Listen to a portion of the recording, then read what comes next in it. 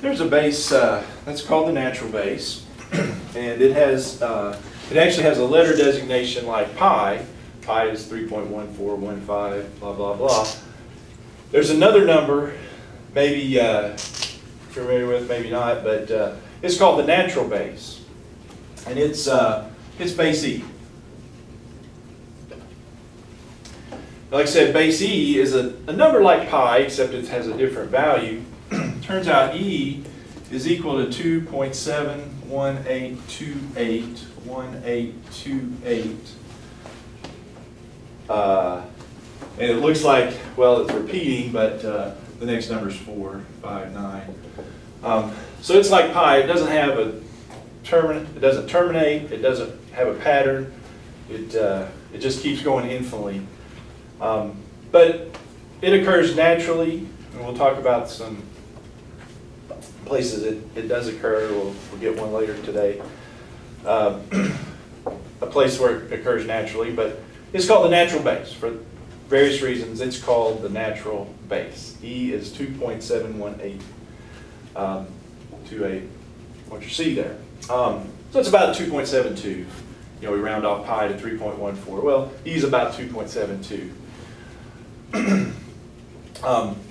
Now, it's just like any other number, though. And the good news is the calculators come equipped, most scientific calculators anyway, come equipped with an E button. So it's very easy to evaluate E to a power. Just punch it in. E squared then would be, just find that E button on your calculator, and 7.38905, blah, blah, blah, okay? So yeah, it's like any other number. You can raise it to powers and do all sorts of things to it. Now, e to the negative 1.8, is that going to be a negative number? No, it's just 1 over e to the positive 1/8, but you don't even have to know that, just punch it in. It's going to be a small number, yeah, 0.1652988, something to that effect. Okay? All right. So if we graph these functions, our exponential functions, and we have base e, what's that going to look like? E to the x, that's our hockey stick, right? Same thing, and it's the increasing, because e is bigger than 1, it's an increasing hockey stick shape, but and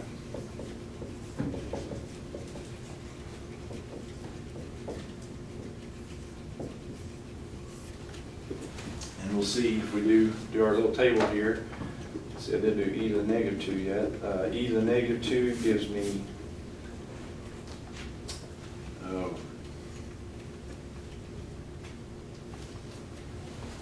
0.135, e to the negative 1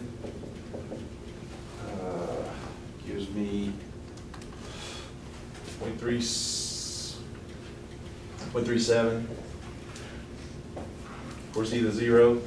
Anything to the 0 power is 1, so e to the 0 is still 1. E to the 1, well, e is 2.718, so it's about 2.72. And then e squared, well, we just did that one, it's about 7.4. Yeah, so those values show, again, we're just talking about that hockey stick shape growing exponentially increasing.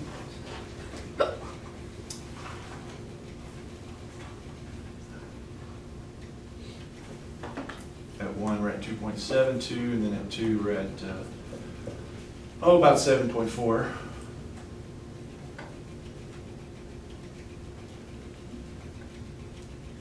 About there. So yeah, same basic shape, don't we? Got the horizontal asymptote out here at the x-axis, y equals 0, in other words. All right, what about this one?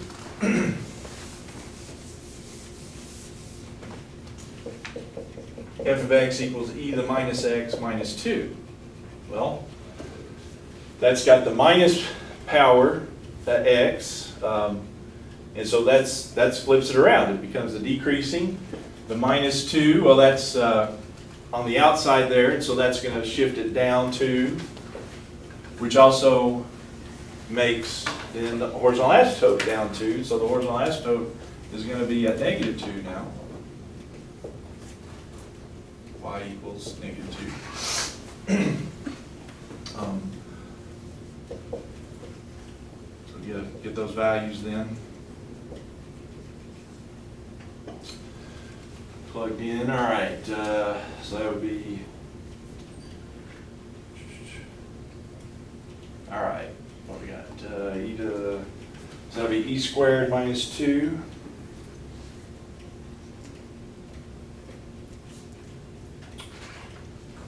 What, 5.3, 8, 9.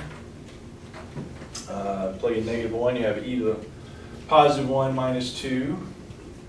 E minus 2, so that's 0.72, about. 0, e to the 0 minus 1, minus 2, be 1 minus 2, so that's be down at negative 1 there. And then e to the minus 1 minus 2,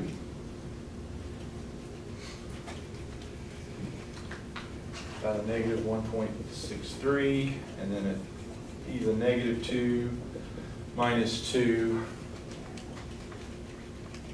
about a negative 1.865. Yeah, so that all that shows you got your horizontal asymptote down there at negative 2, but it's the decreasing, right? Negative 2, we're at 5.3.